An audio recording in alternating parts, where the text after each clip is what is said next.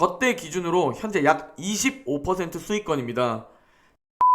안녕하세요. 웅덩이 매매법 레버리지 ETF 장기 투자자 디벨로몽입니다. 오늘 미국 증시는 기업들의 긍정적인 실적이 공개되고 있는 가운데 페드 위원들의 매파적 발언에 혼조세로 마감했습니다. 오늘 ASML과 랩리서치 실적 발표에 대해 간단히 확인해보고 테슬라 실적 발표를 좀 비중 있게 다룰 예정입니다. 오늘 3대 지수를 보면 다우는 0.4% 상승하며 신고가를 갱신했고요. 나스닥은 0.05% 하락, S&P 500은 0.4% 상승 마감했습니다. 오늘 맵을 좀 살펴보면 남북으로 나누면 초록초록한 맵과 혼조세를 띠는 맵을 볼 수 있는데요. 최근 계속 상승해주던 빅테크가 잠시 10년물 국채금리 상승으로 인해 주춤하는 모습을 보이고 있습니다. 오늘 미국 10년물 국채금리는 5개월 만에 최고치를 달성하며 1.66까지 올라왔는데요. 그로 인해 나스닥 지수는 국채금리 급등에 하락 압력을 받으면서 하락 마감했습니다. 금일 공포지수는 67입니다. 한 달 전에는 20일에 극심한 공포 상태였고 일주일 전에 32의 공포 상태였던 것을 보면 최근 지수가 급상승하면서 탐욕으로 바뀐 것을 확인할 수 있는데요. 개인적으로 탐욕 지수가 80을 넘는다면 스윙 투자 종목들은 매도할 계획입니다. 그리고 오늘 매파적인 연준 위원들의 발언과 베이지북을 통해 연준이 미국 경제활동 둔화 및 높은 인플레이션 우려를 표명한 점은 부담으로 작용했는데요.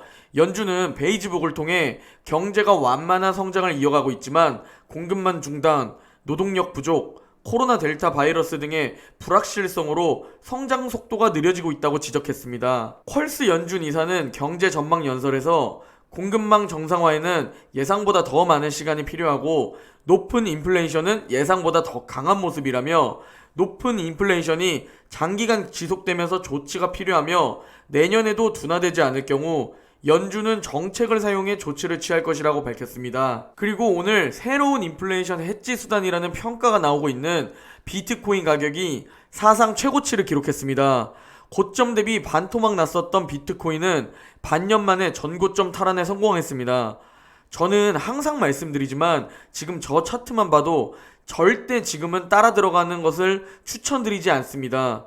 지금은 가진 자의 영역이라고 생각하고 떨어졌을 때 그리고 곡소리가 들리고 조용해졌을 때 들어가는 게 좋다고 생각합니다. 현재 시장은 어닝 시즌에 접어들면서 인플레이션 경제 둔화, 10년물 국채금리보다도 기업들의 실적 발표에 주목하고 있는데요. CNBC에 따르면 지금까지 실적을 발표한 S&P 500 지수 상장 기업 중 86%가 예상치를 상회하는 실적을 발표했다고 합니다. 현재까지 나온 기업들의 분기순이익은 지난해 같은 기간보다 평균 35%가량 높은 수준이라고 합니다. 어제는 ASML과 랩리서치 테슬라의 실적 발표가 있었는데요.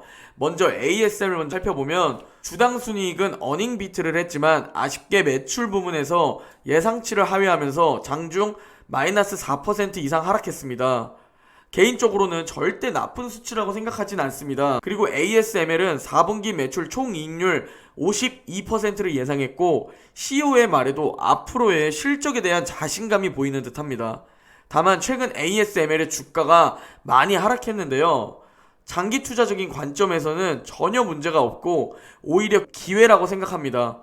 개별 종목에 투자하고 ASML을 눈여겨보셨다면 분할 매수하는 게 좋아 보입니다. 다음은 랩리서치 실적 발표를 확인해 보려고 하는데요. 랩리서치도 ASML과 전체적으로 비슷합니다. EPS는 어닝 비트였지만 매출 부문에서 어닝 미스가 나왔습니다. 랩리서치는 애프터장에서 2.5% 하락 중입니다. 다음으로 테슬라입니다. 오늘 ASML과 랩리서치 테슬라 중 테슬라만이 유일하게 어닝 서프라이즈를 기록했는데요.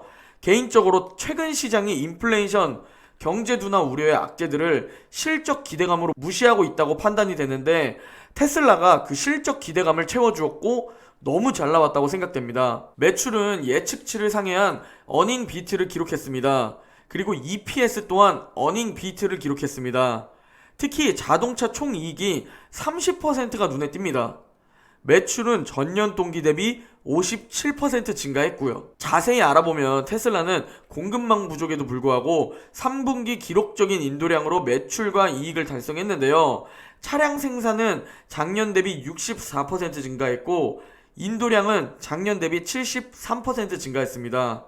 현재 테슬라는 연평균 50%의 성장률을 보여주고 있으며 영업마진이 지속적으로 증가하고 있습니다. 현재 차량용 반도체 부족으로 인해 자동차 업계가 공급 부족을 겪고 있고 생산량을 줄인다고 발표하고 있는데, 테슬라는 자동차 생산량과 인도량이 그런 와중에도 계속 늘어나고 있습니다. 정말 대단한 듯합니다. 요약하면 이번 분기는 사상 최대치 기록이라는 점입니다. 사상 최고의 순이익, 영업이익, 총이익을 달성했고, 인상적인 점은 차량 평균 판매 단가가 6% 감소하는 동안 이 정도 수익성을 달성했다는 겁니다. 즉 판매 단가 감소보다 더 높은 효율로 비용을 계속 절감함에 따라 영업이익을 사상 최대치를 기록한 것이죠. 상하이, 텍사스, 베를린에서 물량을 공급 대응할 예정이고, 반도체 부족, 전력난의 문제가 영향을 미치고 있지만 자동차 산업에 유례없는 독창성, 민첩성, 유연성으로 잘 대처해왔다고 생각합니다. 그리고 어닝스콜에서 제 기준 가장 중요했던 인플레이션에 대해 말씀드리면, 니켈과 알루미늄 비용이 부담이 되고 있고 2022년에는 더 많은 비용이 발생할 수 있다고 합니다. 자, 그러면 테슬라의 차트를 볼 텐데요. 개인적으로는 현재 들어가는 건 절대 추천드리고 싶지 않습니다. 테슬라의 차트를 보면 비트코인의 차트와 비슷한 흐름을 보이고 있는 듯한데요. 지금 현재 테슬라 차트의 RSI도 78이기 때문에 과매수 상태에 와 있습니다. 그리고 화면에 표시된 박스 구간에서 제가 9월 초부터 테슬라 차트를 설명하면서 조만간 $900를 보러 갈 것 같다고, 크게 상승해 줄 것 같다고, 그 이후로 반년 동안의 횡보와 실적 기대감, 그리고 차트의 지지선이 점점 올라가고 있다고 말씀드렸었습니다. 저때 기준으로 현재 약 25% 수익권입니다. 잠시 일시적으로 실적 발표 후 떨어질 수 있으나 개인적으로 테슬라는 전 고점을 뚫고 $1000를 터치할 것으로 생각하고 있습니다. 개인적으로 테슬라도 보유하고 계시다면 바이 앤 홀드 하시라고 말씀드리고 싶습니다.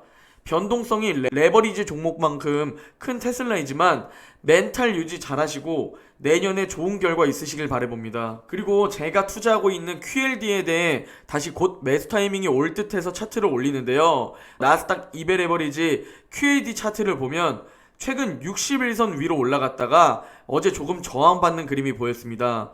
그리고 오늘, 내일 만약 하락해서 61선에 터치된다면 5일 동안 남은 현금의 50%로 분할 매수하시면 됩니다. 예를 들어 현재 QLD에 투자할 현금이 300만원 남아있다면 150만원으로 5일 동안 분할 매수하시면 됩니다. 30만원씩 5일 동안 분할 매수하면 되는 거죠.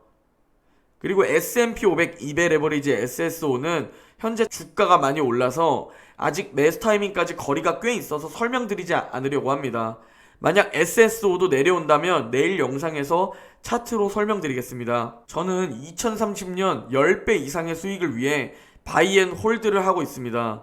그리고 우리가 투자하는 동안 폭락장이 안 오길 기도하면서 만약 폭락장이 온다면 나스닥을 믿고 계속 웅덩이 매매법으로 줍줍할 예정입니다. 내가 팔고 다시 저점 잡아서 들어간다는 건 말이 쉽지 실제 그 상황에선 굉장히 어렵습니다.